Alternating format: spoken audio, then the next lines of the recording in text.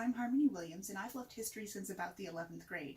Is it any surprise that I grew up to be a historical romance and mystery writer?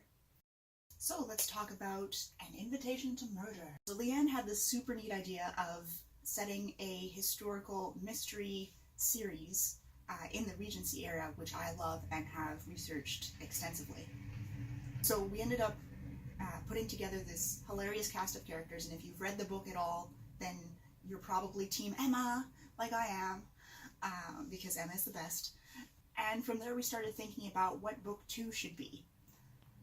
Now around this time, I decided that I wanted to do some hands-on research for book 2.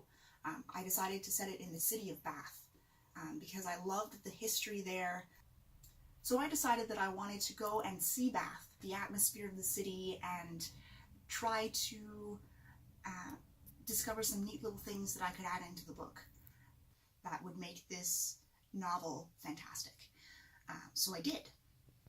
And I got lost. I am the kind of person who gets lost in a little town with 4 streets. Has happened. One of the first places that I wanted to go to while I was in Bath was the old Theatre Royal. The new Theatre Royal is actually the one that was being used in the Regency era, but before that it was on this tiny little street that just kind of curves from the main street. I managed to go down the little street. It said Old Theatre Royal on the nice little sign, which was very helpful. So I decided to go down the little street. And then at the end of the little street, I was like, where the heck is the Theatre Royal? So I went back up, and I went back down, and I went back up, and I went back down again. So eventually, somebody who worked at this building across the street was like, can I help you? And I was like, yeah, I'm lost. I'm looking for the Old Theatre Royal. And he, being a resident of Bath, had no idea what that was. So he decided to ask a colleague outside who didn't know. We went inside the building to ask his colleagues there who didn't know. And then finally somebody came who was a long-term resident of Bath, had been born there, and was like, yeah, it's across the street. This gentleman happens to ask me why I'm so interested in this theater. And I said, well, I love old things since about grade 11.